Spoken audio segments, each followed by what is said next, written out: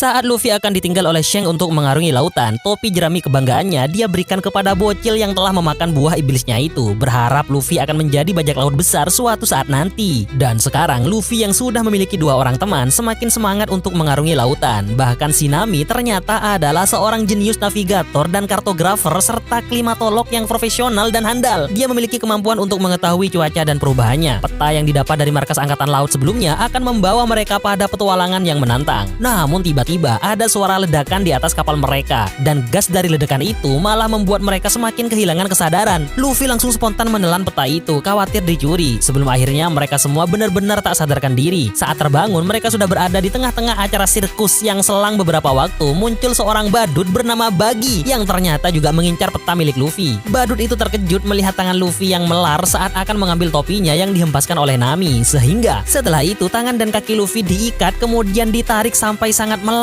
agar Luffy memberitahu di mana dia menyimpan petanya. Awalnya Luffy hanya tersenyum melihat kekonyolan si badut. Namun saat dia mulai menyakiti seseorang, Luffy mulai marah dan melepaskan ikatan kuat di kaki dan tangannya. Dia pun langsung mengepalkan tangannya dan menariknya hingga meletas ke kepala Buggy, dan ternyata si badut ini bisa melepaskan anggota tubuhnya sesuka hatinya. Kekuatan itu pun membuat Luffy heran hingga tanpa sadar dia masuk ke jebakan Buggy. Luffy dimasukkan ke dalam akuarium besar yang diisi air karena tahu bahwa pemakan buah iblis akan lemah saat berada di air. Akan tetapi 2 teman Luffy yang sudah terbebas muncul untuk membantu Luffy. Dan setelah kotak kaca besar itu hancur, Luffy pun keluar dalam keadaan mual-mual hingga mengeluarkan peta yang dia telan sebelumnya. Buggy yang murka langsung memaksimalkan potensi tubuhnya untuk bertarung. Pukulan Luffy hanya membuat Buggy geli, bahkan tebasan pedang Zoro tidak ada apa-apanya. Dan Buggy malah semakin mengganas, seluruh tubuhnya dia terbangkan layaknya mainan. Namun itu adalah saat yang tepat untuk Luffy dan teman-temannya mengalahkan si badut itu, yaitu memasukkan bagian-bagian tubuhnya ke dalam kotak terpisah dan dikunci, sehingga yang tersisa hanya kepala, telapak tangan, dan kakinya saja hingga seperti badut kerdil.